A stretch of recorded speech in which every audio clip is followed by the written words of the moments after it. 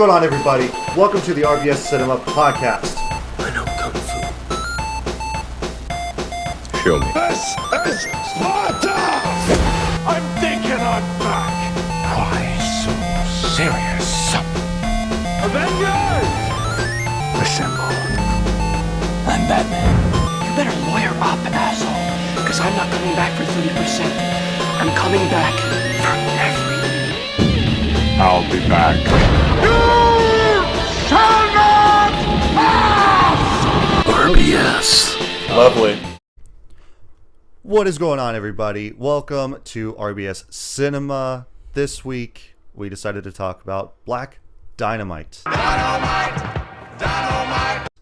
But before we talk about Black Dynamite, I'm your host, Devin, and here with me I have co-host Sam, and as well as a returning guest, Jack. So, welcome guys to the podcast this week. Hello. So, I am happy to be here. and before we talk about Black Dynamite, let's go down the list of stuff that we do for the podcast. So what we do each week for new people that listen is that each week we talk about a new movie, obviously, and with that we talk about what the actual movie is about, because we'll talk about our favorite parts about the movie or just have a general conversation about it.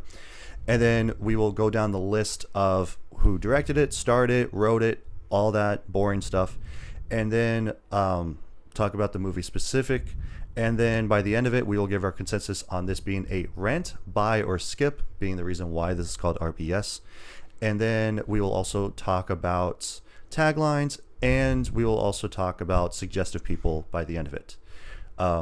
Looking to actually change some stuff up eventually, but we'll get to that point down the road. So I've already talked to Sam about this, but not to you. So. No, it's fair. I haven't been here in about a couple months or so, but No, that's perfectly fine. So, yeah. let's talk about this film, shall we? Yeah. This piece of because the last time that you were here, we talked about Krampus, but it was like Yes. 2 hours long, and by the time that you guys left, I think it was like, what, 9 o'clock or something? I never thought that we would be able to talk about that movie for 2 consecutive hours, and something tells me that this movie is not going to require such an in-depth breakdown as Krampus did, and realistically that movie did not need as much of a breakdown as we went into. No, because the whole movie was just about like this folklore of an anti-Santa creature that basically just threw you in a sack and beat you with branches if you were bad, and then that was it. Like, and it's just based about this family that they like no longer have the spirit of Christmas, and then they just go like, hey, you know what, Krampus is coming to see you, so say goodbye to your family. So But if you want over-analysis of mid-tier movies on a weekly basis, mid-tier. then this is Look exactly no the further. place to come. Yeah, look no further than Look here. no further. We will ramble on for however long it deems Like fit 3 until hours. we get our point across. 3 hours. So anyway, let's talk about this piece of shall we call it peak cinema? little Certified hood classic. Honestly, yeah, a certified hood classic. So, but yeah, we'll get into the movie here. So, Black Dynamite is about, so I'm on IMDb right now. So Black Dynamite is the greater African American action star of the 1970s.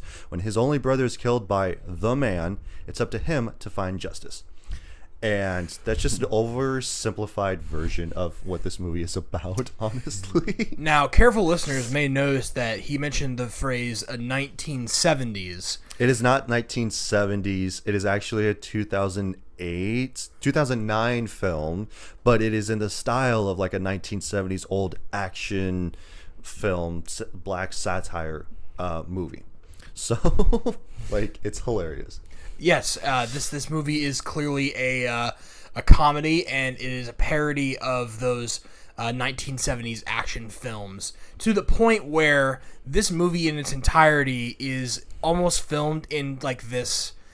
We actually looked this up before we started the podcast. It looks like it was actually filmed in 16 millimeter film, so it wasn't using the current type of camera technology at the time, which adds to the experience of this is clearly a parody of 1970s action films, but through the lens of just black stereotypes, which, full disclosure for those of you who are not watching the video at the same time you're listening to this podcast, the three guys who are talking about this movie are all white. So let's get that out of the way right now. In case you couldn't tell, it's comprised of a mostly all black cast, aside from like a few white people that are in the movie. And now you have three white guys from the Midwest who are talking about an all black movie about taking down the man, who is basically the white people. So, but like this, I feel like this movie would be a little bit racist if it weren't the fact that it was so obviously a satire, a satirical like parody of a 1970s action film. Oh yeah, for sure. Because when I first watched this, like I never see anything in like a black or white like lens, right? And for me, I take the movie for as it is. So like even this one, it's like it's just a funny comedy movie. That's just all that I see it as. But of course, some people will see it and go like, yeah, like there's an underlying meaning to this, like blah blah blah. Like it's more in depth. It's like it's really not that hard to get this concept. Like you understand what's happening, you understand what they're talking about, but it's mostly just the fact that it's like it's a comedy movie. Like they're not really talking emphasis on like, yeah, this is what the meaning behind this movie is. Like we're trying to reach our voices out, and it's like I don't think it's that. I think they just wanted to make a funny bit out of this whole thing. I think they did. So if you want to understand the vibe of this film specifically, you can literally just watch the trailer for this and understand what this movie is about. And there's that. But like, if you've ever seen those videos on YouTube of clips from a movie that was clearly made in Uganda and uses some of the cheapest, crappiest special effects you've ever seen, that's a little bit of what this vibe is. It's very low budget film. Yeah. But I mean, most good comedies can be made on a relatively low budget, and I think this movie really does that pretty well, where there's a lot of, stock sound effects, and there's a lot of, like, green screen that shows up in there, but, like, it's, like, the cheap green screen, though. Yeah. It never tries to hide the fact that it's clearly low budget, right? Right. But it plays into that so well. There's certain times throughout the movie, like they'll pause and they're supposed to read their line, or it's all like they'll stand up real quick out of their seat, and then like you'll see the boom in the shot up on the top, and like that's just what happened a lot of the time in like those old, especially like B movies back in like the 70s and 80s and stuff, because like they weren't as they are now, especially with the technology that we have now, where they can edit stuff out, right? Or they have small enough microphones to where like they can hide them in like their suit, or that they can just like have them on the camera itself, and then like they can edit out the background noise, like if they're walking through the city or whatever. But like I just think that in and of itself is hilarious, because there's times to when like they'll stop, like they're just waiting for their line of dialogue, or especially where it was like what's his face, you said his name earlier, one of Black Dynamite's friend, Bullhorn, the guy when they're fighting in the like the pool hall, and so he accidentally hits the guy and he goes like motherfucker, and then so then they cut, it goes back, and then they cut, and then they got a whole new actor for that scene just to have him punch him and knock him out. I didn't even notice that. Motherfucker! Oh my god! Like I gotta you gotta rewatch it now. You slapped him. Like I didn't. He goes even, like motherfucker, and so he's squaring up to him. I did not even notice that he changed actors. It's so funny. And then there's another line where it's like, it's near the end of the movie actually, where one of Black Dynamite's crew dies or something like that off screen. Yeah. And he's like, it was because he got like he had a javelin thrown at him. I have it then- written down. and then It's he- like he one of goes his like, friends is like talking about like, dude, I can't wait for this to be over because like I'm gonna go start a family. I'm gonna get a small farm. Like we're gonna grow our own vegetables. And he Like- goes like, and he even says like, show picture. This is so and so. Like it's his girlfriend. Yeah. And like it's Like, funny because like hyperbolic show picture, levels of foreshadowing. yeah, like show picture was like in the script, and of course, like back then you just read the script, and it's just like, okay, show picture, Show picture. like this is my girl right here, blah blah blah, and then he gets killed by a javelin, and then Black Dynamite just goes like, did anybody else see that? Where did anybody see where that came from? Like, No, it was like who could have seen that coming? Or like Yeah. like who did anyone see where that came from? Yeah. It's like that is hilarious. I think like it's for people who are really like if you're into filmmaking and stuff like that, you will get a huge kick out of a lot of the jokes that show up when watching this film. Like you'll notice like, oh hey, like they did that, or like it's the thing where we were talking about where they changed out the guy when he got punched, or Yeah. the fact that you can see a boom mic sometimes is like, Right. if you're into filmmaking and you notice little details like that when you watch movies, then that sticks out to you and it adds to just more than just the what the actors are saying or doing. Oh yeah, Like it adds to the whole experience of it. yeah. Let's go ahead and talk about all the boring stuff of like who directed it, started it. Yeah. Yeah. So we got director Scott Sanders, got writers Michael J. White, who also starred in it, Byron Mines, and Scott Sanders also co-wrote it as well.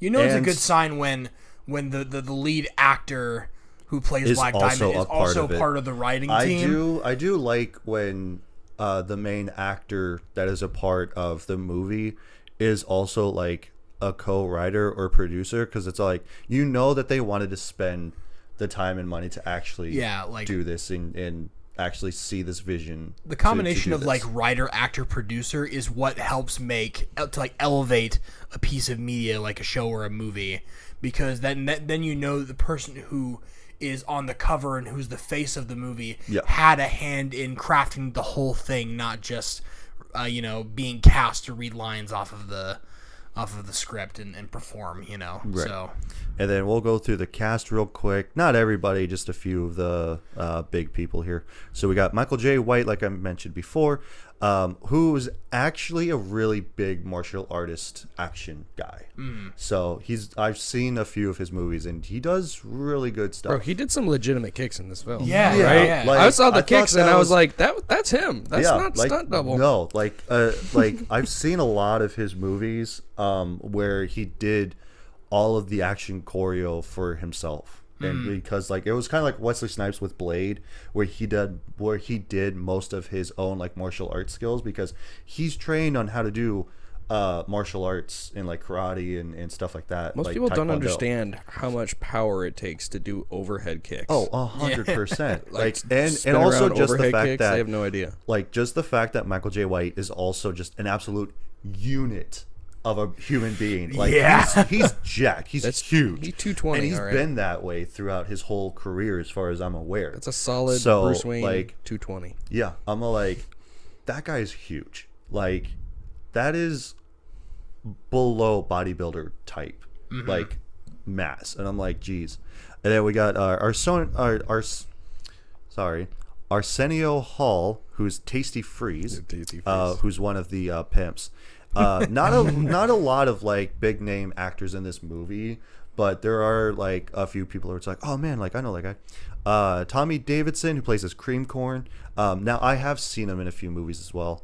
We got Phyllis Applegate, who plays as Aunt Billy, who is Black Dynamite's aunt. Then we got I don't know. I'm trying to like pick out some people, because it's just like, oh, not a lot of people that are on this movie like have any acting credits or anything. yeah, that's what I was about to say. Is like this is a movie where you like nobody in the cast directly sticks out as you as someone you've seen in other films, because and like because this film is pretty independent. Yeah. Like the production of this is, it's not like a high profile movie, Yeah. And but But despite that, despite being a cast of people that don't stand out to you right away, they do a really good job, and everyone looked like they were having fun when they were filming this movie. Oh, yeah. They're the ultimate cameos. Yeah. Right. It's like, And then I'll finish it off with Kevin Chapman, who was O'Leary, who was one of the only white guys in the movie. So. it's so hard to be able to explain in chronological order what happens in this movie. Yeah. Because I it is just all over the place so much. It like, is. There's, you don't like, even multiple really different realize what's stories happening lying. in the plot until maybe about a quarter of the way through. What was 'cause, the word I like- used to describe it? Like flash comedy. Yeah, flash comedy. Like it's funny spontaneous because comedy. like there's just a bunch of different scenes that they just like put together just to make a movie because like there's so many different storylines. Like there's a storyline of him taking down the drugs that are in the community because of the orphans because they're addicted to smack. I was an orphan. Yeah, and then goes back into his because then the whole thing is about him trying to find the killers of his brother. That's the whole story. But then you have intercut of like, okay, now he's got to take down the crack dealers that are in the community because there's orphans on the street that are being addicted to smack. And then he's also trying to get in bed with the main girl of the movie. And then he has to go to find out who's distributing the drugs in the community through these warehouses, and then come to find out that it's through the malt liquor that they're being sold to. And it's all like what was it Black Anaconda makes you go woo. So like it's so funny. And then I also just love the fact that when they're dissecting all of this, they're like, okay, now who makes you want to go ooh? And it's all like I'm drawing a blank on his name now. God damn it, what's his name? So they were talking about like Greek mythology and stuff like that. So, Yeah, it was so funny. That bit. they were talking about Asclepius, right? Yeah. Who is if you don't know who that is, he's the Greek or Roman god of medicine. Yeah. And he's the guy who has the staff with the two snakes on it, which is like a symbol that hospitals use. Right. And they connected it to like, oh, his dad's Apollo. Apollo fought the serpent at Delphi, and the serpent is a big snake, right? Yeah. And then they're take just like spell snake, but take out the S. the S, and it's like Cain. Yeah. Or so like. And then if you put that out in Roman numerals, it comes out to 785. 785 is the area code to Topeka, Kansas. Yeah, it's like Kansas. Like I just love that whole And, bit. It's like like- it's just Kansas. super long and just overdrawn out. It's all like why? And then like the old lady that was sitting in the booth, and so she goes like, "It's this guy," and he goes like, "Yeah, what she said." And what's funny is that on the trivia section here on IMDb that I'm looking at Devin's computer at one point they say that whole bit was inspired by a myth, supposedly that Church's Chicken was trying to poison their chicken in order to kill black people. Because so the whole plot of the movie involving the malt liquor is that you drink it, it makes your dick smaller. Yeah, right? that's it the turns whole you in. thing. It turns you into Little Richard. No, not just small. That's what it was. Micro. That was his name. It was Little Richard. Yeah, Little and Richard. so that was the whole thing. And then, Yeah. like, What's then another name for Richard? Dick. Dick. They're like, oh my god, Black Anaconda malt liquor makes your dick small. And so like I just love how that whole thing just like went about. Especially so we'll get through taglines and then we'll dive more in depth into the movie. Of course. Because like I just jogged my memory for the beginning. Okay, so the taglines are: he's super bad, he's out of sight, he's Black Dynamite. Dynamite. So and like I told you about this, but Sam, I don't remember if I told you, but like they have an animated series on Black Dynamite. Yes. So I don't know if you've seen it. I've seen like back when it was on TV, and I'm using Max, and so I was watching it, and like the animated series is even more outlandish than the actual movie is. So like I think it's like the second episode that he takes out a puppet that's supposed to be a pimp. Like what? Like that doesn't make any sense. And he's got a gold tooth and everything, so it's just like what is happening? So And then he's super bad. Oh yeah, it's just the same thing. I don't know why they put it in there twice, because the first one is just like he's ... and it's supposed to lead into the main thing of being Black Dynamite. It's the line that's on the poster, obviously. Yeah. So and then he's a powder keg of black fury that's about to explode. That one I actually really like that, because honestly, like, he is Black Fury, and like he's just like ready to explode at any moment. Like, he's just bombastic and just like wants to basically like kick people's asses and take down the man. But he's cleaning up the community for the neighborhood. Yeah. I like at one point, But Black Dynamite, I sell sell drugs drugs in to the the community. No, For Black Dynamite, I sell drugs to the community. it's funny because at one point after, Black Dynamite does a lot of this stuff of cleaning up stuff, Yeah. at some point the neighborhood just turns into a suburb. Yeah, like it's just out of nowhere. Like Cleaning up the streets. like the inner city just like they just suddenly But they transition to like a definitely- suburb. They're not even in the city now. They're just in a random suburb. Yeah, exactly. Like, and then they're It's walking like- through the park and everything. Like, that part was hilarious. But Yeah. so that reminded me of the beginning of the movie where it was just like an advertisement for because Black Anaconda that's what they liquor. used to do So- in older like Yeah. 1970s movies, where they would just place advertisement like ad placement Yeah. directly into the movie because full circle we come into that now whenever we go to a movie theater now, where it's just like for some reason there's a Lexus commercial before Yeah. the beginning of Sonic 3.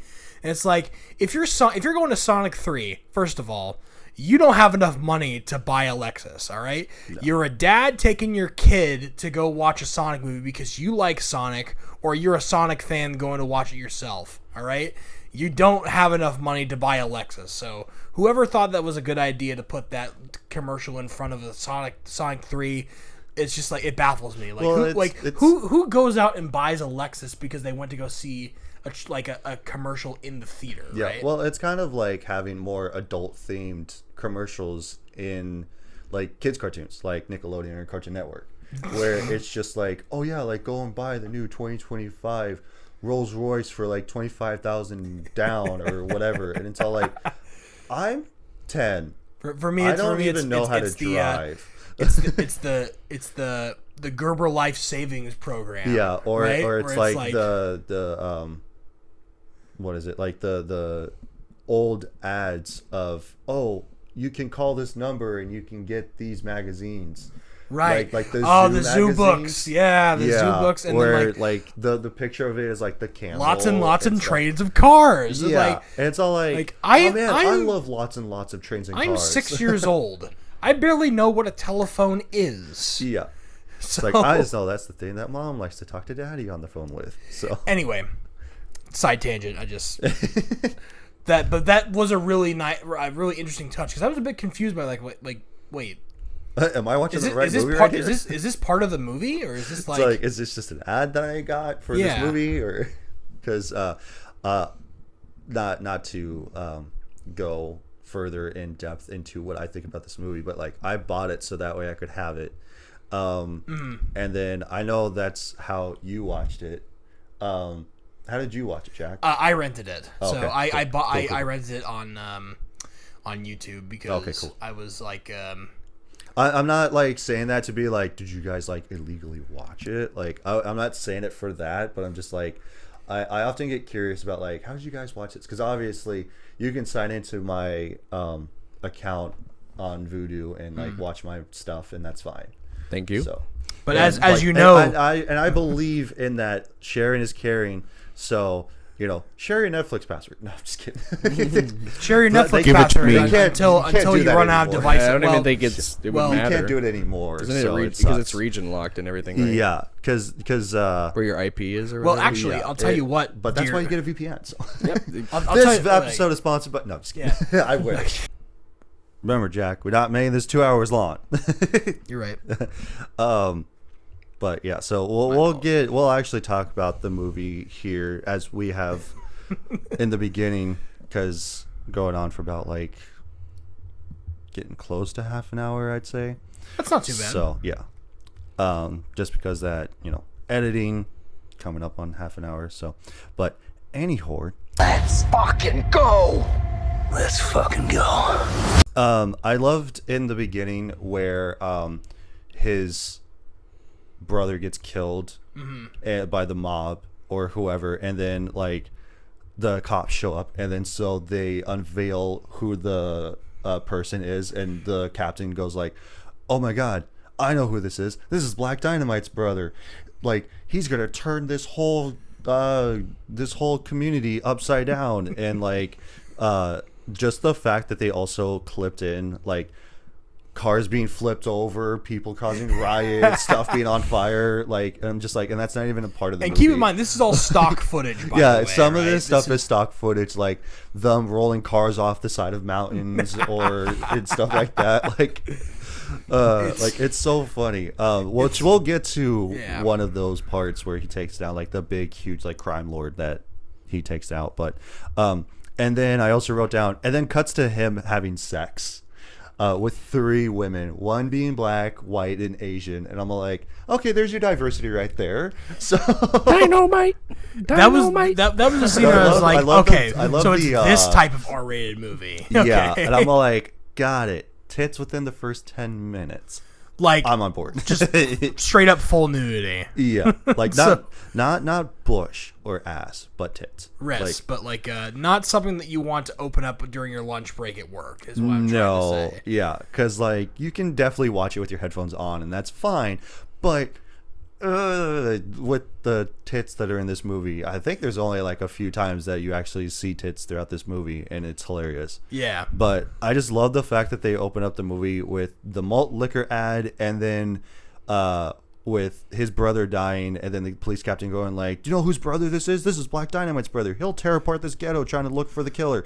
And then like, "You don't understand who Black Dynamite is," and then cut to him having sex with 3 women at the same time. Right. And then he gets done, he gets dressed, and they're like, "Oh my god, like that was the best like night of my life, and like make it double for me and triple for me." And then he goes like, "Shh, quiet, you're gonna wake up the other bitches." And like there's just a few more laid in bed under the covers, and I'm like, I love it. And especially when he's driving down the road, and then he gets a call from the lady that takes care of the whorehouse, and so, she goes like, "Hey, like we never got this money from this guy," and he goes like, "All right, I'm gonna take care of it." Goes to his house, and his grandma answers the door, and so she goes like, "I don't know who that is," and so he busts it. Oops. He busts it open. Sorry, I accidentally kicked my water bottle out of sheer excitement. But he kicks open the door, and so she goes flying. He goes like, "Tell me where he is," and then he comes up behind him with the bat, and he goes like, "I'm right here, sucker," and then just goes to hit him. He like throws him through the wall. Yeah. So he's all like, "All right, I got the money." It's like all rolled up like dollar bills, and he goes to the whorehouse where basically he owns it and everything, because that's where he does all of his information from. And he is talking to, I don't know why I want to call her Miss Stacy, but I don't think that's her name. But he's talking to her, and he goes, and so she goes like, "Oh, I never got like so and so to do this," and he goes like, "Oh yeah, that reminds me." Throw the keys at one of his friends and goes like, "Hey, go take him out of my trunk real quick and tell him you better have my money," and blah blah blah. Like that whole thing was hilarious.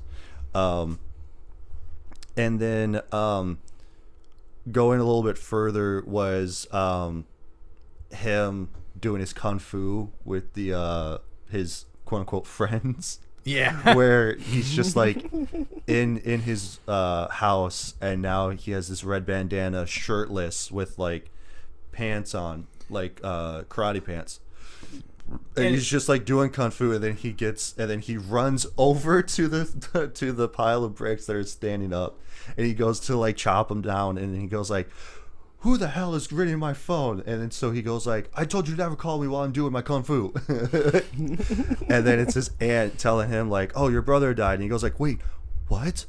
That was hilarious. Anything else to interject? I don't like as we're proceeding through. I think that like despite this movie being rather silly and it's relatively low budget, I think what little budget there was went into some of the costume design in this. 'Cause Oh, yeah, for sure. This costume design in this movie is outstanding. They really nailed.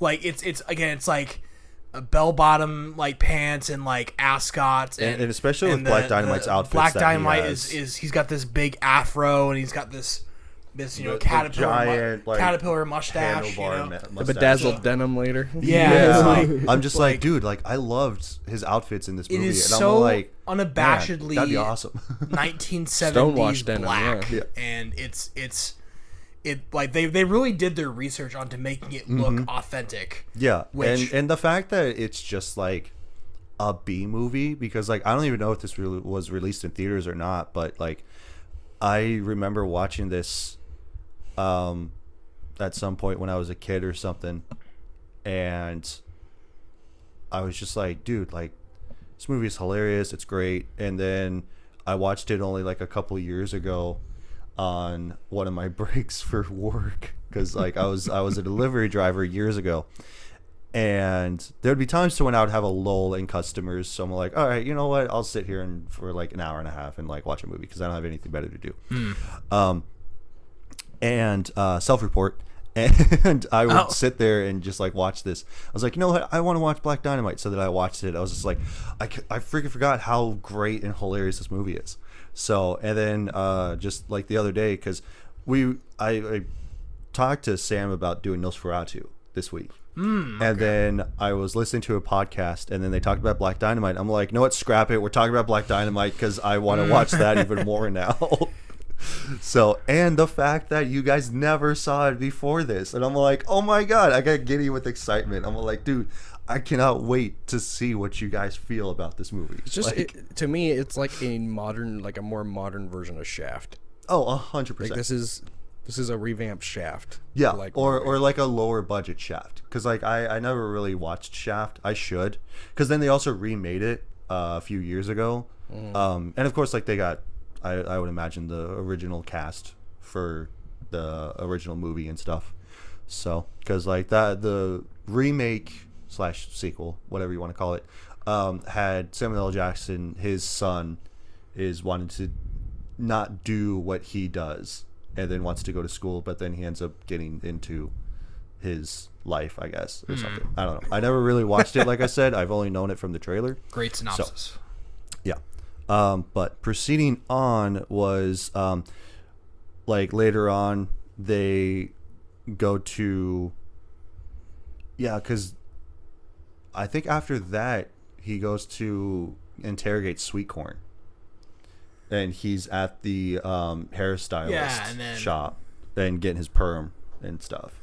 Or no, he's getting his curls. That's what it is. And then that leads into the whole like stereotypical 1970s Like chase scene, right? Where it's like literally they're literally J. running Michael through the White street. is just right behind him, but then they go like, okay, you have to slow down just a little bit so that way you don't actually catch him. No, it's more like he's right behind him, and then the scene transitions, and then he's a little bit further ahead. Yeah, Yeah, it's or like- like cuts to him running and down the then street, and then he's running down an alley, and then he's Cream running Corn down is under the overpass. like knocking over like trash cans and stuff, and like Yeah, which Black didn't make Dynamite's, any like, sense jumping because over. like there's a lot of room and there's not a whole lot of stuff down that alleyway. Yeah. And so like he just spins around the trash can for a little bit. but kind of runs into the guy that's right there. it's Yeah, almost and then- like and he's then- doing it because that's what you're supposed to do in a situation like that. Not Yeah, because because you think like it's effective, obviously it's you're just- gonna try to do if you're ever in a chase, you're gonna try to slow them down as any means possible. So like knocking over pallets, throwing around trash cans, like knocking into people so that way they trip and fall, so that way they have to jump over them. Like that makes sense. But then also having the fact that like there was like a couple of guys holding like a few dozen things of eggs. Yes. And so he just runs around him, and then like Black Dynamite runs behind Like- them and then knocks into them just on purpose. And I'm like, that's hilarious. Because like it was almost like they And I'm were like, dude, that was so much money right there. It was almost like they were intentionally trying to tick every single box. It's like, okay, what's in a stereotypical chase scene, and we gotta Right. check every single box. Yeah, and the fact that And- when Cream Corn was running originally, like he had the cape around his neck, and it flew into his face, so he can't see while he's running. And then after Black Dynamite catches him, because they jump over a building onto the roof of another one, and then Black Dynamite catches him and he hangs him up, and he goes like, all right, tell me where I think it was Chicago Wind is who he's trying to find, and he goes like, man, I don't know nothing, and he holds him upside down over the roof, and he goes like, all right, I know where he's at, and like the cape is just in his face the whole time. But speaking of Chicago Wind, then we go to Chicago Wind at the pool hall, and he goes like, hey, I'm trying to investigate, because like they found a bullet casing for the murder at his brother's death. Yeah, because the police missed his it. brother's murder this whole time. Yeah, so. and so he's all like telling Chicago Wind, he goes like, where'd right, this come from? I need to know where this came from and stuff, and he goes like, I don't know nothing. Even if I did, I wouldn't tell you. Blah blah. And so one of his henchmen is like egging him on. He goes like, yeah, that's right, sucker. Like, go ahead and turn around like a little bitch and leave and blah blah blah before we kick your ass. And then he goes and he turns the open sign to close, and he shuts the gate, and he goes, and so it doesn't even say a word, it just turns around, and then they're like, all right, so then they all start fighting. And like that was the biggest thing for me, is when his friend shows up, which I have is Bullhorn. Yeah, Bullhorn. I keep forgetting all their names, because like it's Bullhorn, Scream Corn, Chicago Wind, and it's I just think like their names a are almost meant to be forgettable. Yeah. That the only real person that you're supposed to remember who is Black Dynamite, because Yeah. it's like his literally movie, Cream right? Corn. When he's introduced, he goes like, that's my namesake is Cream Corn. I'm smooth. That's why they like call me that. Cream Corn, because I'm smooth. It's like And then like while they're fighting, Bullhorn jumps in, and he's fighting some dude, and then like just the edit where they're not really connecting, and then Bullhorn actually connects. Like he slaps them, and then the big dude just goes like, motherfucker, and just like stands up, like squares him up, and then they cut, and it's an entirely different actor altogether. I am. Motherfucker. And then he like he knocks him out, and then he almost looks at the camera, and he just says this whole thing. I love Bullhorn's shtick throughout this whole thing. Whenever he talks, it's always in rhymes. yes, yeah. I didn't realize that until a later scene that he was speaking in rhymes. I was like, has he been speaking in rhymes this whole time? He does. This movie is a fever dream. I swear. It's Yeah, just like there's so many certain different things- things are happening all at once that like the plot there is basically There's an zero overseen plot, and then you intermingle with little tiny things that connect the plot. Not It's an overarching too plot big but thing. like they just splice a bunch of scenes together that sort of follow that plot. But like it's why I say that like if you're really into filmmaking and stuff like that, then you're gonna get a kick over these little gags that happen in between cuts. They're that you can- tangents. Yeah. Right. It's like They're still connected to the source, but they're so erratic that it's Right. kind of like borderline Yeah, separate. because it kind of just makes it feel like that there's this overarching story, but then it's intermingled with little tiny stories on top of it. It's like the main plot gets so overburied with all this little stuff that it's just like, what was the original plot again? Like, isn't he supposed to be investigating his brother's death? killed his brother. There's drugs in the community now. It's Yeah, like there's and, something like, going on with Anaconda malt liquor. Yeah. It's like Which speaking of the community being overrun with drugs, after that, so they tell him that like, oh, like go to Jimmy's apartment or whatever. So he goes to Jimmy's apartment and investigates, and then I have written down like the music that happens, because like when Black Dynamite in the beginning, when he's driving, they have like the music playing. It's just basically what just happened and everything. And then here we go again with him investigating Jimmy's apartment because it's been broken into and ransacked. And then they're singing about how, yeah, Black Dynamite got to his apartment and it's been overturned and like all this bunch of stuff. And I'm just like, oh my God, that's funny. Which does remind me of an old, like the guys that made South Park. I can't remember what it is. I think it's Orgasmo. No, it's not Orgasmo. They've done like a few movies, but like it was Basketball, where he's driving down the road and like he's all sad and depressed and everything, and like they're playing a song, and then they're singing about like what's happening, and then like it's really sad and depressing, and then it gets all upbeat. So he's just like, "Yeah, I'm gonna do this," and then they start talking about like, "Yeah," and then you got a tiny dick, and he goes like, "Wait, what?" Those warts on your dick aren't gonna go away unless you start using topical cream every day. So something like that to that effect. But like I love when movies just like intersplice the music of what just conspired or what is happening. Isn't that next scene exactly what we were talking about? Yeah. Because then after that, like there's a couple of guys there and like they're trying to shoot him out and they get away. And so then he goes to the hospital because he gets shot. Yeah. And then he's getting work done on his shoulder. And like I have it written down, goes to the hospital and plays doctor with the nurse and everything. Like she's got one tit hanging out, and it's hilarious because he goes like, "Yeah, like I'm gonna give you a thermometer to take your temperature," and like you just hear the unzipping of his pants. And I'm pretty sure he didn't actually unzip his pants. I think that was just for comedic effect, which is hilarious. Just a sock sound effect. Yeah, which is hilarious. But then like the doctor comes in, and so she runs away, and he goes like, "Black Dynamite, like." How dare you, and like whacks his finger at him. And I also written down like the doctor was ashamed of him, and he goes like basically for shame, and he goes like I also have his dialogue written down, and he goes like what, it's not my fault, you sent her in here with those titties, like what was I supposed to do?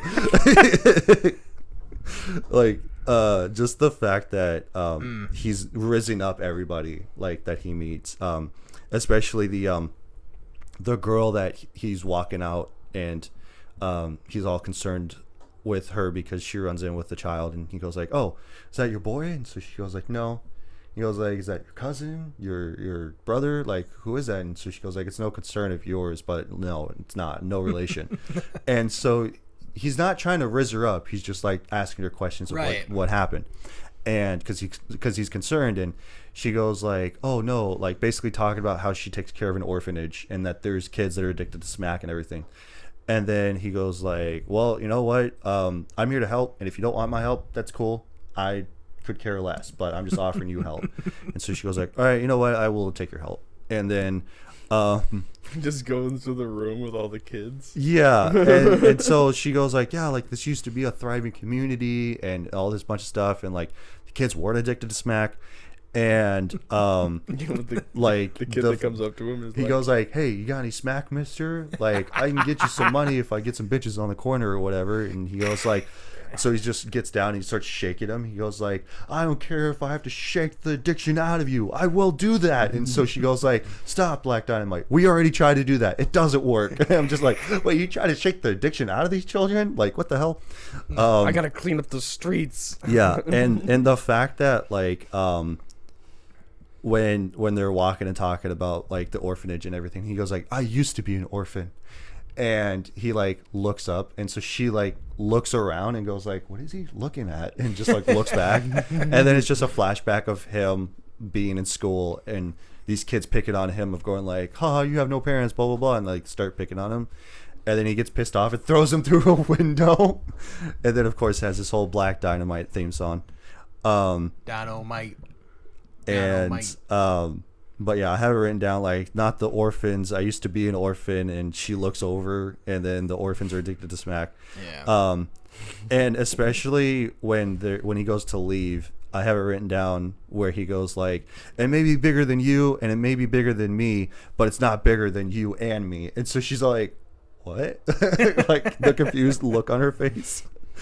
And then he says like that he's just gonna make it right, and everything. Oh yeah, because that's why I have this written down, was that they go to the whorehouse where he works at, and everything, and he's like telling her like, "Don't worry, like, you know, Black Dynamite's gonna make it all right." And like before he can say that, like he's just saying this huge line of dialogue, whatever, and Euphoria comes out from the side and goes like, "Because Black Dynamite's going to make it all right." And he goes like, "Euphoria, I know that ain't you. I ain't even got to look." And I'm just like, oh my God, this is hilarious. Don't worry about tomorrow, mama, because tonight. Dynamite's gonna make everything all right. Euphoria, shut the fuck up. I know that was you. I ain't even got to look. I should send your ass back to Crenshaw Pete with his hot ass coat hangers, bitch. Would you like that?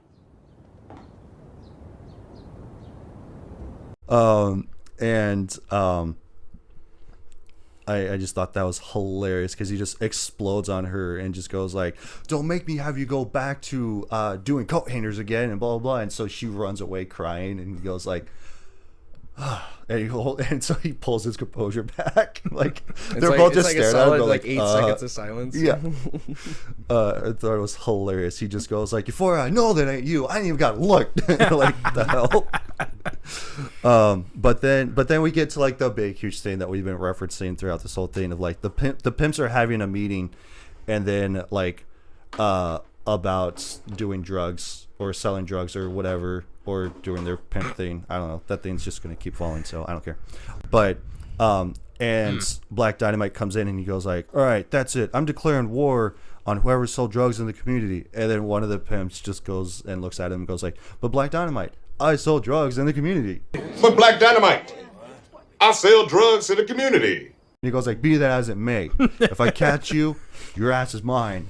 And so like you don't want to find out, and especially where one of the pimps is just like pushing back on him, and he just goes like, "Well, I don't know who you are, and I don't care, so I'm just gonna do whatever I want." And he goes like, "All right, well, if me and my friends catch you, you don't want to like have that happen and everything." It's so hilarious how the other characters in the movie perceive Black Dynamite, that it's so obvious that his reputation precedes him, and like at every opportunity that they try to make it so that like seem like that other characters are scared of him, and whoever isn't scared of him, because there's one of the pimps in that meeting that just like, "I don't care who you are, I'm gonna keep selling drugs." Yeah, it's like, you do that. Yeah, you do that, and you're gonna find out. See what happens. Like it's such an interesting trope in films to use, like FAFO. Like the concept of a character who is so respected and feared before you even get a chance to meet them. Yeah. Or they just like their aura just makes people afraid of them, even though they're not actually doing anything right now, because they know of what they could potentially do. Sorry, I was reading down my notes, which we'll get to in a minute. But I love how the guy that's in charge of like distributing the drugs is the bad guy from Dumb and Dumber. Really? Yeah, because you know like how they're driving, and so he goes like, "Hey, do you want to hear the most annoying sound in the world is?" And so like he's the guy that's in the middle that he just goes like, "Stop." Really? Yeah, he's one of the bad guys in Dumb and Dumber. Okay. So Lost some weight. yeah, because like that was like back in '94, because like there was 3 movies that came out in '94 with Jim Carrey in them. There was The Mask, Dumb and Dumber, and there was one other one. Oh, Ace Ventura. Wow, what There a was like lineup back to of a back to year. back like great Jim Carrey comedy movies that came out. Jim Carrey in the 90s is near unstoppable. Oh, I feel 100%. Like I said, you know, he had 3 comedy movies that came out in '94, just in '94. Like that's crazy. And especially for that kind of thing, it's like, you know, that would rarely happen. You wouldn't have like a big star like that just do that. Nowadays, it's like, sure, you know, like you'll find them in like 8 movies, but like 3 of them will go on to theaters, but like the most of them will be like just random movies that like just direct go to DVD, right? Yeah, direct streaming or whatever. Right. Well, so, but and it's like most comedy movies are like a lot higher production now. Yeah. To the point where like, you know, even though the budget isn't really there and it's cheaply made, like for some reason still it's gonna take however many years or months to come out. You'll never see an actor like Jim Carrey, like you said, release 3 movies in the same year back to back to back, and all of them be really good. Oh, 100%. Yeah. So but yeah, so they cut to a huge montage of them just like Black Dynamite and his friends, like Bullhorn and Cream Corn and everybody, just like taking out like a bunch of like the drug dealers and stuff like that. My like, favorite thing is, so like there's a villain that appears like later in a cut, or earlier in the movie in a cut, who is just this Italian mobster. Yeah. Right. It's like he's clearly like a white guy, and at some point, he's chasing him, and then he gets away in a car, and Black Dynamite that's the main bad guy. Yeah, picks him up in a helicopter with a magnet. Like with a magnet again, attached to it, just overtly and takes him over 70s, over the top. like over the top, like jumping the shark. Yeah, and he just drops the car and just kills him. Yeah, and he's laughing the whole time. And I didn't mention it, but like at some point in the movie, he goes to the Black Panther guys, that the main guy that's in charge of the Black Panther in that community, where he knows him and everything, and like they're friends, and especially where a couple of the guys, they're like, "Who are you?" And they're like, they don't know who Black Dynamite is, and they're like, "What are you doing here?" And he goes like, "How'd you get in?" And he goes like walked in. And so they're like, "Nobody can infiltrate." He goes like, "Well, obviously I did." So like and they're like, "Well, we should kill you." And he goes like, "If I was wanting to, I could have just killed you already." Like that's how great Black Dynamite is. But that's how he gets like a lot of help, is from the Black Panthers, that he's friends with the main leader in. And like they go to, like, it looks like it's like a wedding or something, because like they're all dressed up in tuxes and everything. And I love the fact that like a bunch of like the sleuths that they have, or the whores that work for Black Dynamite, where they're all just running around just karate chopping everybody, but, like, just like running around like this. Clearly just like, being directed. Okay, just run around, just doing karate chops. You're gonna be in this scene. You're gonna be like fighting off a bunch of guys. You're gonna be doing karate chops, right? Everybody else is actually doing work, but the girls are just running around just doing karate chops. Yeah, just do like, just do like side just chops chase and everything people, like that. Just start doing karate chops. It's so hilarious. And then that's when he gets into the attack helicopter, and like that's when they take the main guy that's distributing the drugs, and like takes the magnet, and then it's stock footage of a car just not going off of a cliff, but just like dropping into a cliff and exploding. That's what it was, because like early on in the movie when he's chasing down Chicago Wind in the car, it's a chase scene, he goes like, "Yeah, and that's why they call me Chicago Wind, because I'm gone like the wind." And then like he drives off a cliff. And like it's the same stock footage from that too. Like it's hilarious. My favorite thing is when so Gloria is the love interest in this movie, and she's the girl that is in charge of the orphanage. Yeah. Right. Mm-hmm. So and she's like a sort of a prim and proper black lady, and she goes to this place to get what is chili and donuts, I think? Yeah, chili and donuts, which doesn't really make any sense, because Black Dynamite shows up, and he drops her off. He drops her off, yeah. After they were done talking about the orphans and orphanage and stuff, then she goes like, "I'm gonna go grab a bite to eat." And he goes like, "All right, I'll drive you," and then drops her off at the chili and donuts place. And then there's a mascot outside, and the mascot has a gun. And so he Black just Dynamite like kills him, and walks, like he looks over and just like starts walking in. I'm just like, that's not suspicious. Black Dynamite takes him out with the biggest magnum I have ever seen in my entire life, because of course he has like a 44 Magnum that just has a long fucking nose barrel, and then the guy in the donut costume just sort of like falls on the ground like a penny. He just like spins around, and like I think it's funny because like they put a dummy in there without the legs, just and to you get can that clearly effect too. tell that it's and fake. Then after he lays down and they look back, it's just like the guy that's in the donut suit and then again. more guys show up outside. And what does Black Dynamite do? He takes uses his body to as a roll shield. As a he shield. rolls it outside. It's so good. And again, they use the dummy that was in the suit just to have him roll as a shield and just start shooting at them and stuff. It's so funny. But and then when he kills the main guy that's distributing the drugs, like he's laughing, and then he's laughing all the way from the attack helicopter, cuts to him walking back to the Black Panthers clubhouse, and he's laughing the whole time. And he closes the door and he just stops laughing.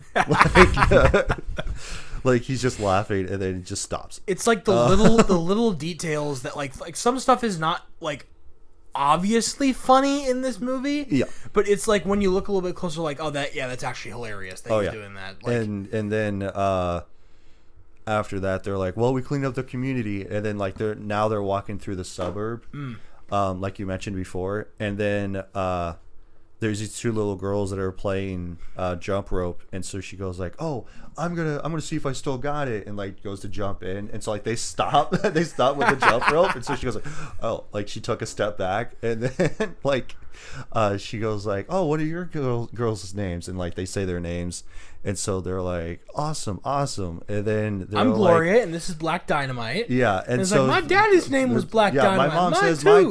my dad's name was Black Dynamite, and then so she goes like, oh yeah, my mom said the same thing, and so like then Gloria looks at Black Dynamite, and he goes like shut up, little girls, like a lot of cats have that. A lot of guys have the name Black Dynamite. Because I specifically wrote it down, and that's why I was laughing. Like I read my note, 2 girls have Black Dynamite as dad, and he goes like, hush up, little girls, like a lot of cats around here have that same name.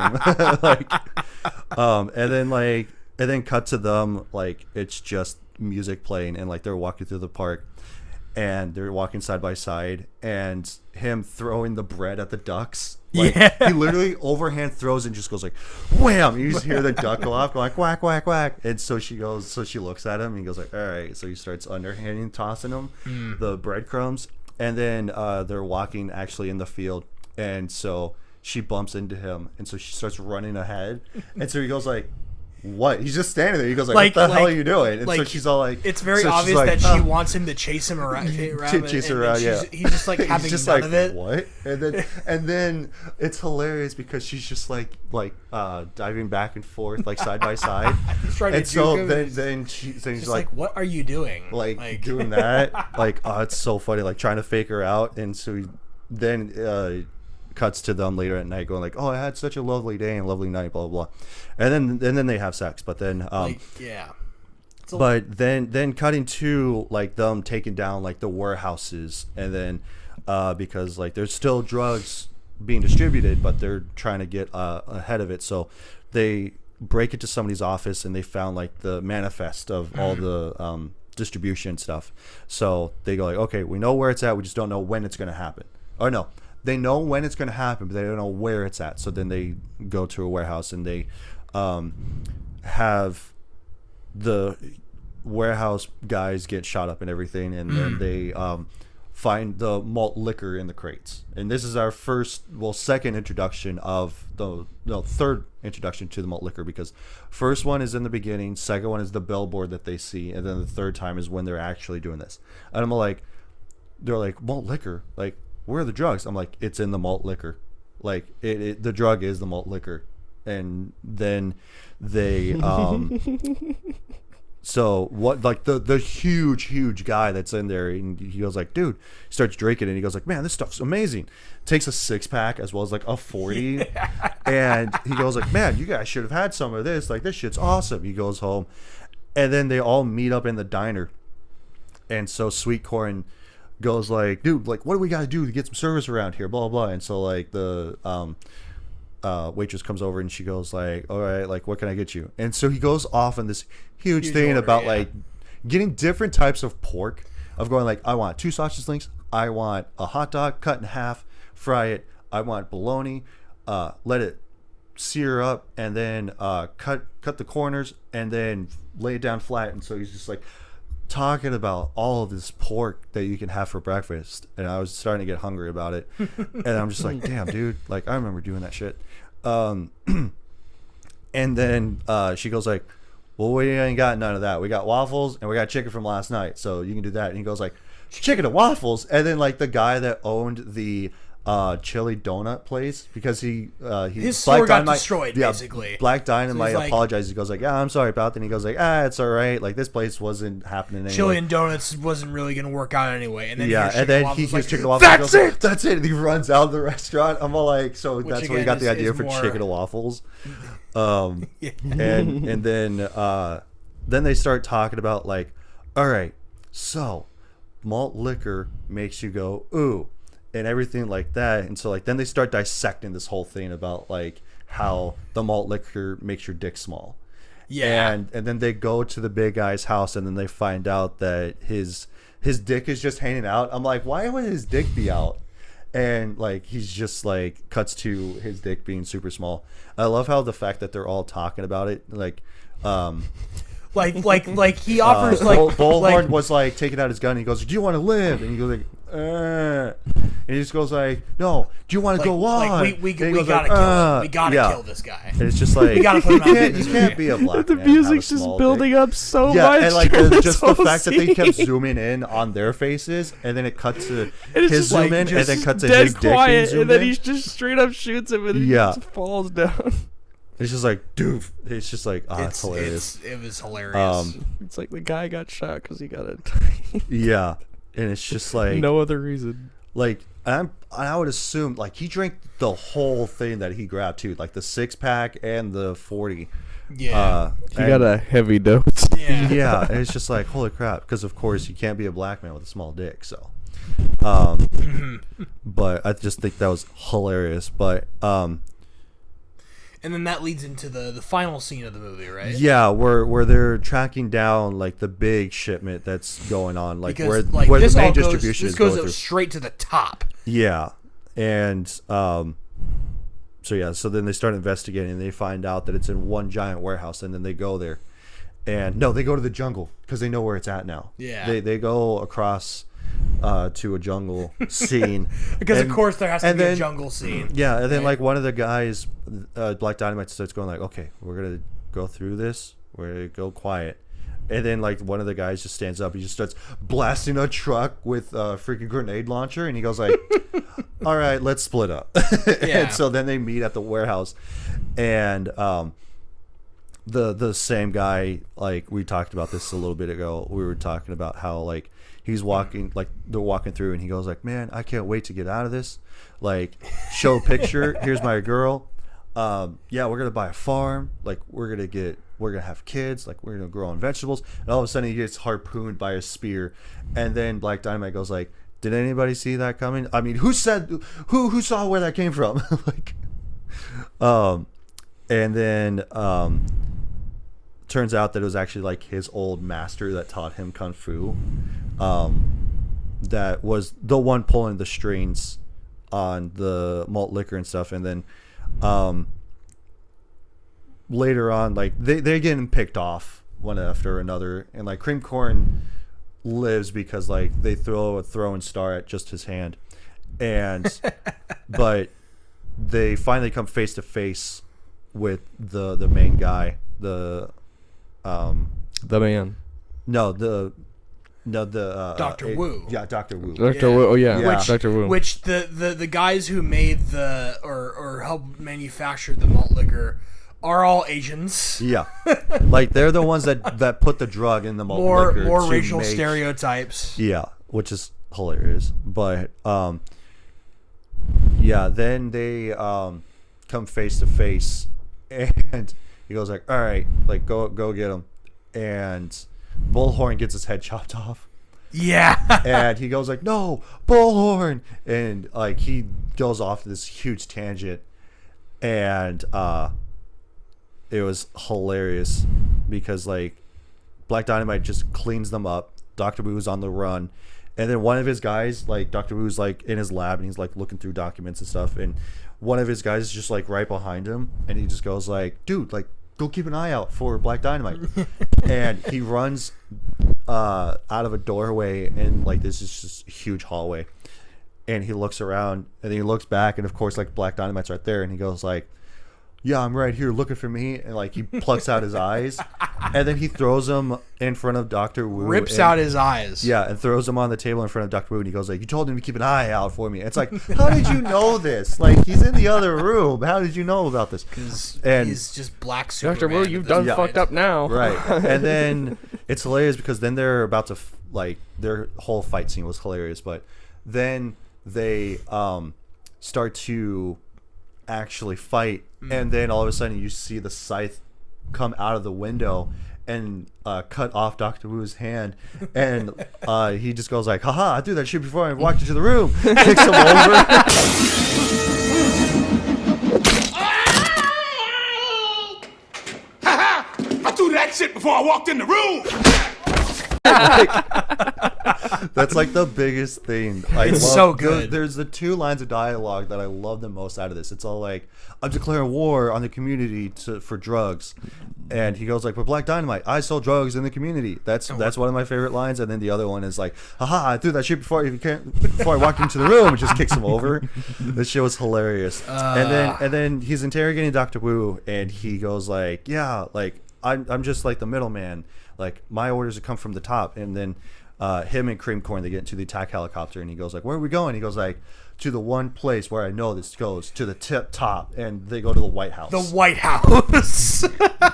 And like just the fact that Black Dynamite goes like, all right, Cream Corn, like I'll be right back, and Take this helicopter. take this helicopter and fly it. And Black Dynamite, I don't know how to fly this helicopter. yeah, and he jumps figure out, out. and then remember the then Secret one of the Service, guys like- has a rocket Like launcher, shoots and a blows rocket it up. launcher and blows up the fucking helicopter. It's like, Cream Corn, no. Yeah, and it's like a green screen behind him because it's just this explosion when he's falling down.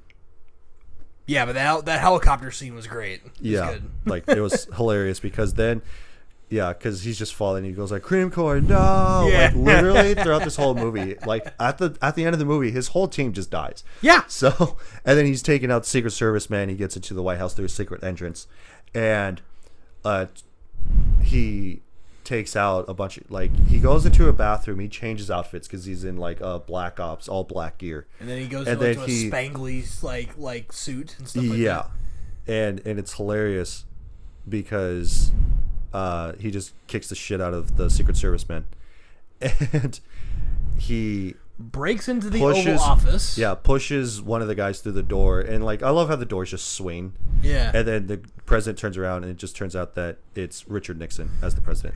Because Richard Nixon, Tricky Dick, is the guy who is putting dick shrinking medicine into malt liquor to Yeah. shrink the dicks of black people. They find out that it's Richard Nixon that's pulling the strings, and they fight. And the fact that Richard Nixon jumps up on his table and starts like throwing He's got around nunchucks too. Like he knows how to do martial arts too, and it's just like, oh my god, like And it's hilarious. He's like, "Fuck you, fuck you, Black Yeah. Dynamite, fuck you." Yeah, and then he just like Black Dynamite just kicks the shit out of Richard Nixon, and like his The first lady comes in. yeah, the first lady comes in, and so he's about to like he has a fine china plate in his hand, so she shoots it, and she goes like, "Don't you touch the fine china!" And I'm like, you literally shot it out of his hand. So And then- and then he like pimp slaps her.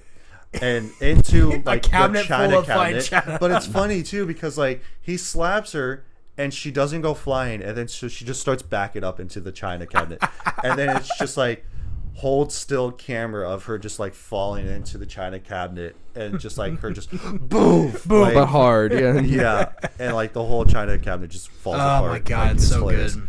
But then like he's he- beating he's- the shit out of Richard yeah, Nixon and right then now. Richard Nixon looks around and he finds Booth's gun in the John Wilkes Booth, the man Yeah. who murdered Abraham Abraham Lincoln. Lincoln. Because apparently, yeah, because of course it's in the White House. It's in the Yeah. it's in the Oval Office, right? yeah, because then he breaks it open, and then like he goes to shoot him, and then you see Abraham Lincoln's ghost in a chair, just Like, of course, like get up, and then he starts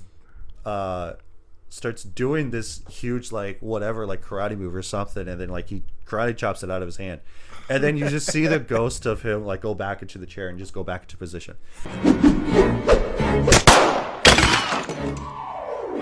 It was basically that they had him go, okay, get up. Okay, now you're going to come over here and do this. And then they just clipped it going in reverse of him going back down. So, and Black Dynamite beats Nixon, and he just goes like, listen, like, you just can't do this sort of thing, blah, blah, blah. And pretty much, like, goes back to the first lady and apologizes. He goes like, listen, I'm sorry that I bitch slapped you, and like I know that it wasn't right, and I know that you were protecting yourself and everything, but My apologies. I overstepped. used too much force. Yeah, I overstepped. But she's like, I shot you, Black Dynamite. And he goes like, no, if you would have shot me, you would have killed me. But the fact that it's like if you hit me, like I would have killed you, right? Yeah. But he goes like, I wouldn't have been so because you shot at the plate. Then I decided to hold back. Yeah. So, and then he goes off on this huge thing about going like, yeah, wherever there's injustice, I'll be there, and blah blah blah blah. And like and then Gloria is there out of nowhere. Gloria just randomly comes in, and so she goes like Black Dynamite, and so he goes off onto his thing, and so then it's kind of the whole trope of like having one girl on your leg, and one girl like on your hip or something. But it's Gloria and the First Lady. Yeah, and that's hilarious. And then Richard Nixon's wife. Yeah, it's Dynamite, Dynamite, and that's it, right? That's that. Like, yeah, it cuts to credits. Yeah, and then that's the whole thing, and it then, ends as abruptly as it started. Yeah, and then of course then they have the gag reel through the credits and stuff. But like I didn't stick around for that. So, which I didn't care for. And like, it wasn't a gag reel. It was just deleted like lines, basically. Yeah, it was just like deleted scenes. But yeah, it was the whole credit sequence is animated, and there are some animated bits in this film, which is it's pretty good. Like that's probably another part of the movie that had the most budget put into it was that animation, and the costume design, for sure. Yeah. So that was Black Dynamite, everybody. Yeah. And then we'll move on to suggestive people. After we give our consensus, because I just now remembered that. So now is the time where we talk about this being a rent, buy, or skip, which is our criterion of us. Of course, skipping it, just don't even waste your time. Renting it is just like, I'll check it out every once in a while, or if it's on streaming, I'll check it out. And then buying, of course, is just having it on your shelf to where you can always watch it whenever you want. Who would like to go first? I'll go first. Okay. I'd call it a high value rent. I mean, it's all right. Like, okay, I'm gonna put it like top tier rent. Mm-hmm. I respect it. I think it's something it's really funny to watch every once in a while for like that quick fix. Yeah. Like, oh, I need something entertaining, and I've seen this, so I know it's hilarious, so I'll pop it on. Mm-hmm. So, Jack? I would also say Rent. I mean, it's all right. Like, yeah, this is a movie where it's like, you know, comedy movies are in that like sort of tier. Is like only really the upper echelon of comedy movies are like instantly buys, right? Right. Now, this movie is funny, but it's not inherently obvious as to why it's funny, right? Yeah. It's still worth watching, especially for the first time. Like, I didn't know what I was expecting going into this movie, but I certainly enjoyed it. But for me personally, I this is more of a rent. Every once in a while, you can watch it again. Like what Sam said is like stream it once in a while if you ever want to like reminisce about what happened in the movie. Is it like one of my favorites of all time? Not really, but I certainly thought it was pretty funny. Yeah. So for me personally, I think it's a rent. Nice. Yeah, I respect it. For me, it's a buy. Fuck yeah! Because at the top of the show, I already mentioned that I bought it just so that way I could watch it. But I mean, being this is my third time in my life watching this, like, I just love this movie. I just love how hilarious it is. The juxtaposition on going from one thing to the next, it kind of makes it feel like that it's like, and then this happens, and then this happens, and then this happens, and then this happens, which is just funny because, like, you know, it's in the style of a B movie, so you have the graininess of a 70s or 80s style of movie, and especially it being martial arts as well. Like, I loved this movie. Like, ever since I watched it the first time, I've loved it. And I was all like, do I even have Black Dynamite? And then I saw it. I was just like, no, I don't. And then I like waited up until Friday when we got paid. I was just like, you know what? I'm buying it. Like, I don't care. Because I'm like, it doesn't make any sense to rent it if for me, it's one of my favorites. Right. Hands down of comedy movies in my list of stuff. So, but yeah, I have to say that's a affirmative buy for sure. So, like, especially if you like satirical comedy movies like this, to where it's just like poking fun at all the tropes that happen around that time. Like, it's hilarious. So now we'll talk about suggested people, and then we'll leave it at that. So I have a couple of ones. So I figured that your guys' thing was going to be a Rent, because like you already told me that, like, yeah, just by looking at it, I feel like it's going to be a high Rent, so almost a buy. And then because like neither one of you guys have seen it beforehand. No, this is my first time seeing this movie. So and like I was giddy with excitement to see how it was. So for you guys, but since I knew that you guys would go the middle of the road and me, I was going to go the high road, I decided to do both a 1-star and a 10-star review on IMDb. And this is where we will talk about reviews on movies that we talk about, and then we will dissect it, see what they're talking about, and just have a conversation about that. So first one I have up is supposed to be a spoof. It's a 1-star. Not funny enough to be a spoof. I laughed more watching the original movie or movies in intents to spoof. If you're going to make fun of something, you should be funnier than the thing you are going to make fun of. Not the case here. Which isn't true, because I laughed throughout the whole thing. Like, but so let me say this. Like, they said it was supposed to be a spoof, but it was not funny enough to be a spoof. Yeah, so, it's like, because like it's supposed to be a spoof on like other what were like, they looking for? I'm just right. like, did they go in like they definitely went in with expectations. Someone spoiled this movie for them, where they said like what Black Dynamite about? But you can't just tell someone what Black Dynamite is about, because it's more, you have to watch it, right? This is an it doesn't do it justice just to explain what it is. You know? Wow, I didn't even know this. So there's actually 2 1-star reviews on this movie. Oh, we gotta see that second one. And they're more recent. They're more in 2022, so only a few years ago.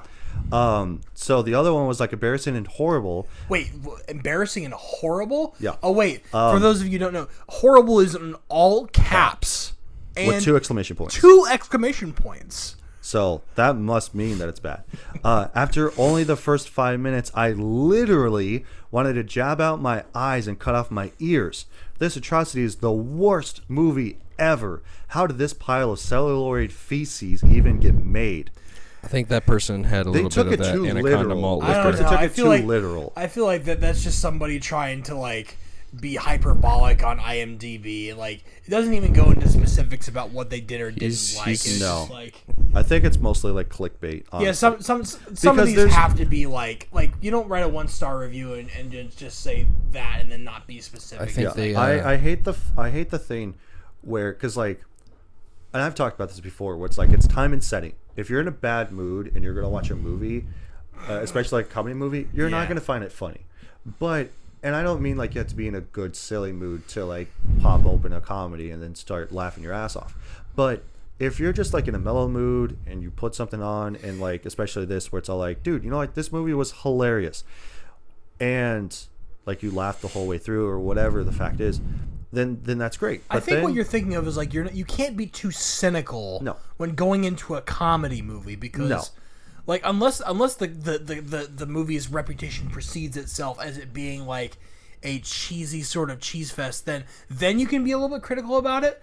But if it's relatively, you know, highly rated going into it, and then you already go into like, I'm going to critique the shit out of this, and it's like you're already expecting it to not meet your expectations, right? So like you're just going into it sort of expecting it to not fulfill what you're looking for in a comedy movie, right? And then we'll get to this last review being a 10-star, being like, they absolutely love this. This is their favorite movie. So speaking of, love it. This movie went under the radar. I absolutely loved it from start to finish. This is Dolomite meets I'm Gonna Get You Sucker, which I'm assuming you guys never said or never watched I'm Gonna Get You Sucker. It's another one of these like all black action comedy movies. It's pretty funny. It's by one of the Wayans brothers that he did. So it's not Damien or Marlon Wayans. It's like their older brother. So, but also come to find out that Dolomite was actually made in 1975, which is one of the spoof movies that they were trying to do in Black Dynamite. And I mentioned this before, where I knew about the Eddie Murphy Dolomite is my name of the actor of Dolomite. So, and they continue on to say, Michael J. White is awesome in this, especially because he knows martial arts in real life.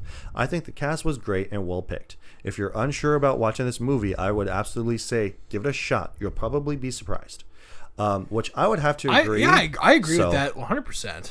Because, like... I was certainly surprised. Yeah, because, like, you can't just go into a movie, like, especially right now, going back to my soapbox about Marvel movies, where a lot of people don't really like this new Captain America movie. And I don't know if it's just because of the fact that, like, they were expecting something different for this movie specific. So, but I don't know. I plan on going to go see it. I will probably actually have a good time watching it. Which, that being said, don't let what other people say about certain movies influence what you think about going in to go see a movie. Like, especially right now, when the time of this recording being after Valentine's Day, where the new Captain America movie came out, don't let what other people say persuade you on whether or not that you like this movie, you don't like it, or what your expectations are. All I gotta say, don't trust what people say about a certain movie. Like what you like, watch what you're gonna watch, and, like, you know, there's some people that just don't like certain movies for whatever reason. Don't know, but if you do or do not like our opinion, guess what? They're opinions. That doesn't mean they're facts. Yeah, that's right. Their opinions don't matter. That's what it is. But yeah, because, like, that was just the whole thing about it. But yeah, I mean, like, the fact that they also tied it to those two movies being Dolomite and I'm Gonna Get You Sucker. Like, that's a big compliment. I feel 100%. Because, like, yeah, because I'm Gonna Get You Sucker came out before this. It was like an early 2000s movie, I remember. And one of my mom's old boyfriends had it. And so, like, that's how I watched it. And it's not as perverse as this one is. It's just a good action comedy. Like, that's what it is. It's not as big and bombastic as this one is, like, where they just, like, try to go the extra mile. No, this movie jumped the shark, but, yeah, like, in several in a good ways. Yes. Yeah, that's more of a negative connotation. It's over the top, but it's I think if I watched it again, I would start to pick up on some of the stuff that you guys probably noticed a lot more. Yeah, like the guy where they cut out and then actor to replace. Again, it's those little details. That's the reason this movie is funny. It's not obviously like bust your sides out hilarious, but it's the little tiny details that show up that you might miss because it goes so fast that are what make it really interesting. I don't know. Hearing him say "you diabolical dick shrinking motherfuckers" was pretty damn funny. That was 100%. But I don't know. Yeah. Anything else on this? No, I think we covered it. Awesome. So thank you all so much for watching and listening at home, in your car, at work, wherever you're enjoying this podcast at. Be sure to subscribe to the channel on YouTube and on Spotify. We post once a week, sometimes twice a week on YouTube with our post-credit show being the wrap. So go and check those out as well. Also, be sure to leave a comment in the comment section below what movies you guys want us to watch and enjoy.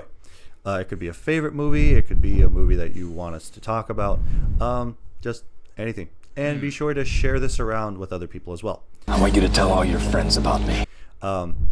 Really, word of mouth is great. You can also share this to your friends, family members, whoever you might think really enjoys movies.